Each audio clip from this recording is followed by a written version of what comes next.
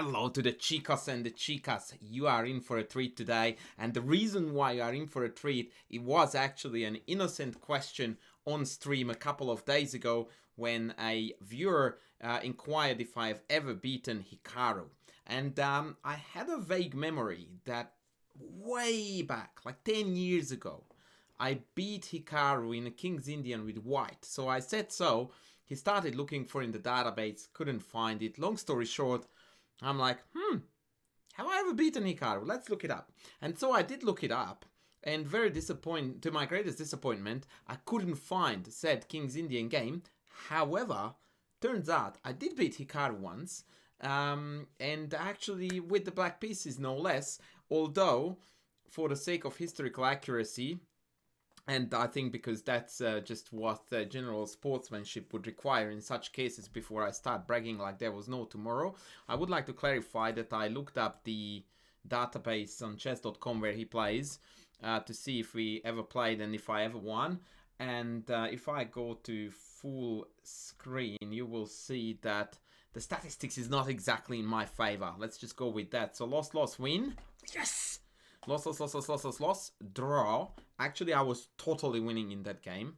And I flagged, and it was like no winning material, or I don't even know how that's... Oh yeah, because I flagged, that's right. And then 5 bajillion more losses. So the overall picture is not exactly pretty, but that doesn't take the glory away from the victory that I scored against Hikaru in 2015 as follows. He played the English, and it very quickly transposed into a reverse Sicilian, which I think, if I may say, this was a bit of a strategical mishap on his side, because I really like these Sicilian structures. And actually, it's an interesting thing, because you would think that, yeah, but he's playing a black system with white, so he's up a tempo. True.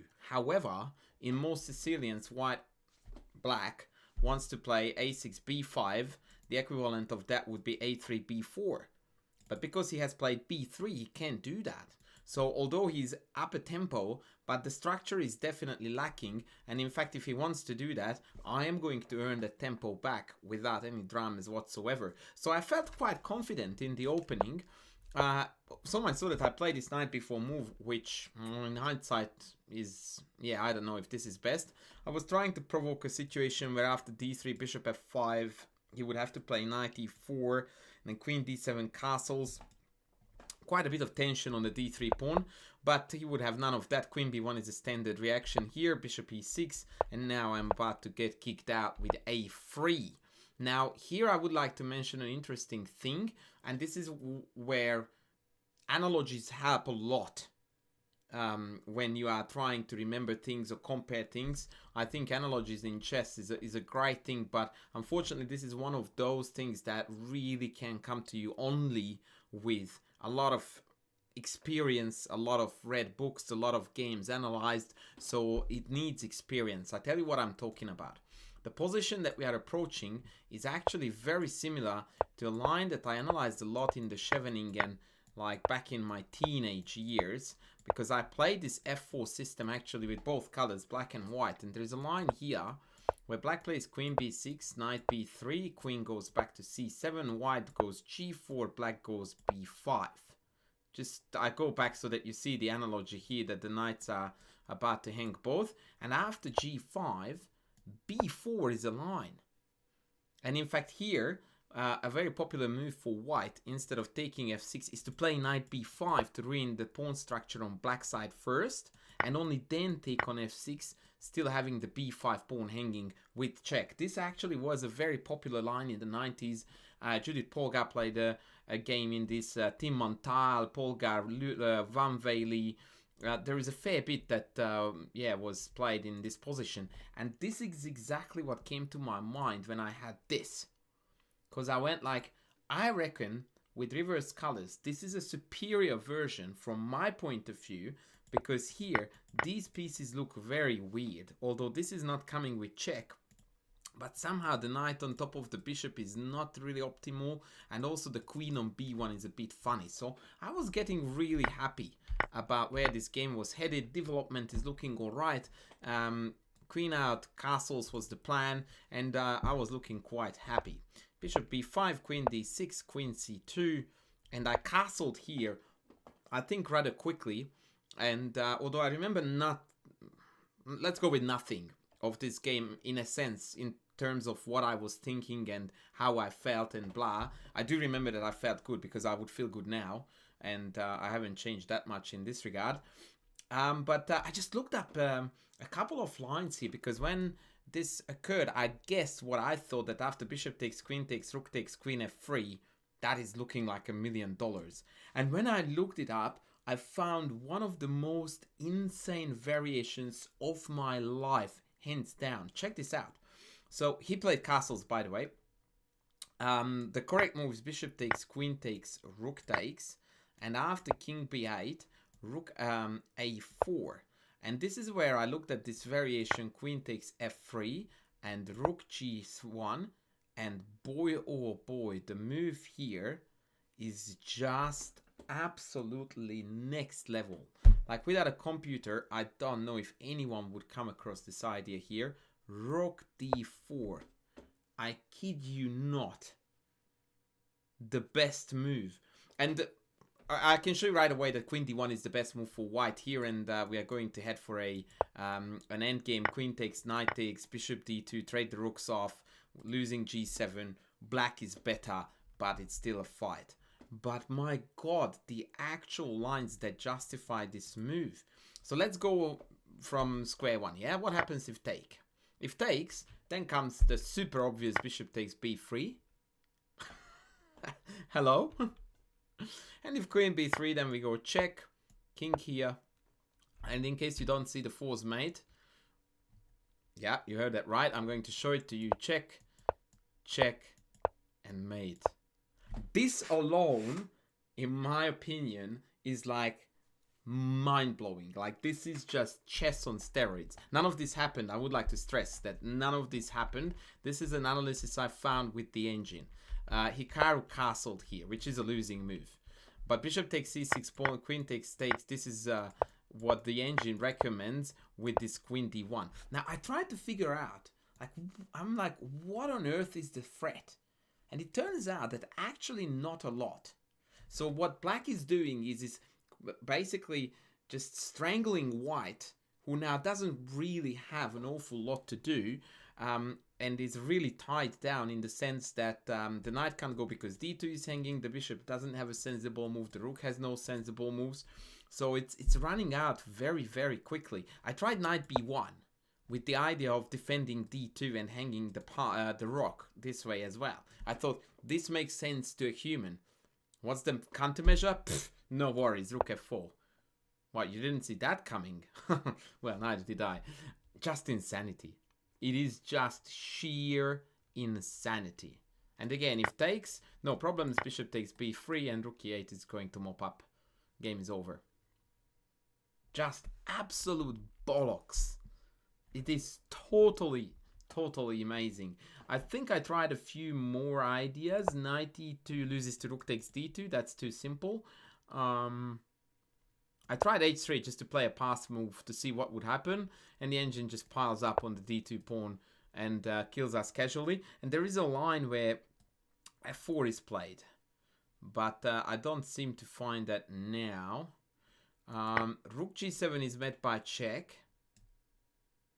Oh, that's right. This is the other crazy line. Oh my god, this is the best. Check this out. So rook g7, check, and then f4. Hangs the rook again. And the idea is that if takes, then we go f3. And if the king goes to e3, we go check. King goes to d3, we go check again. King goes here, we take. And now if they take back, well, they have to be very careful with what they take back with. If they take back like this, queen e1 check, king goes back and we check down the queen. No worries. And if the king takes here, then after rook f8, the silicon beast announces mate in 8, which goes something like this. Check, check here. Check, king here, check, king here. Rook f4, yeah. And easy peasy. I mean, this is just, you know, the stock standard chess you have to play in order to beat someone like Hikaru. absolute bollocks. I'm gonna put the game in the description so you guys can actually feed this to your engine and just try to figure out the different variations, because I feel like I'm not doing full justice to the cause. But boy, some of the lines are just next level. Like here f4 is also the move again, or the rook h d8 is also playable. But yeah, these variations that I found here were absolutely mental lines. So yeah, that was just a very interesting find. Anyway, so let me show you the game, because that was quite interesting too. So Hikaru castled, and then knight a5 is basically the move that decides the game, because now b3 is just way too weak, and there is no way guarding it. He played bishop a4, but after a6 there is just no way to stop b5. And that's all it is, really. The game is over here. But the trick is that Hikaru has got 9 lives, and usually, in particular to me, like I got into a winning position at least twice against him. One is this, the other one was the draw, and maybe there was a few other, or maybe not, I don't remember. But the thing is that when you play 3-minute chess, which I desperately hate, another video is coming on Blitz, by the way, soon. For me to get into a position like this against Hikaru, I would definitely be down to less than a minute, probably even less than that. So to convert the winning positions against him is still an extremely difficult challenge, because he's always up on time. He always puts up the best resistance. And so to break that best resistance, even when you are winning with limited time, is very challenging. So I'm actually somewhat surprised I pulled this off. Queen b6, yeah, he's like -8 here, -10 actually. But the engine is far more cruel than what my sense of how winning I am when you are playing against one of the best players in the world. I took the free piece, and then from here on out it was just trying to score an easy win, trade everything down. I will go through this quickly. I made one bad mistake here that I really regret, and that was that in this position after e5 I didn't take bishop. That's such an obvious move to not to play. Like, I should have been punished for that. Like, that is just such a clean, easy win. Instead here I gave up a rook for a knight. I mean, I'm still totally winning on material, 2 pieces for the rook plus a pawn, but now it's technically a little bit more complicated, and I'm actually very proud of the fact that I won this with very limited time against the world-class GM. And actually in the end there is going to be a very nice motive, so I will just get there rather quickly. So here now I'm really banking on the c pawn, and it's gonna do the job for me. Check, pawn up here, and this is where the beautiful coup de grace comes. Knight c3. I really enjoyed making that move.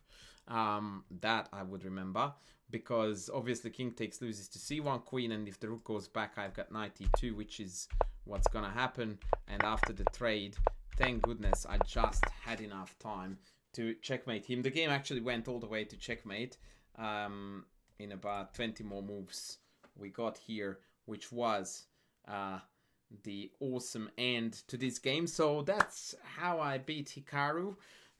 Once again, my lifetime score against the legend is something I'm not going to be very proud of, but it's a cool thing that this came up, because I have got, I think, the victory against Aronyan and the victory against Boo on my channel, and so it's quite fitting that now another big scalp is going to be now remembered on the channel. So I hope you guys enjoy this. Maybe it is a bit of a motivation for many of you, you know, to try to punch above your weight every now and then and hope for the best.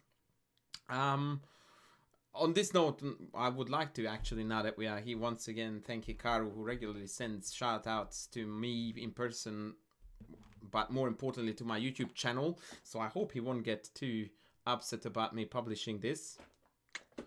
And yeah, that's it for me, guys, for now. Thank you very much for watching. Don't forget to like, to comment. Please comment.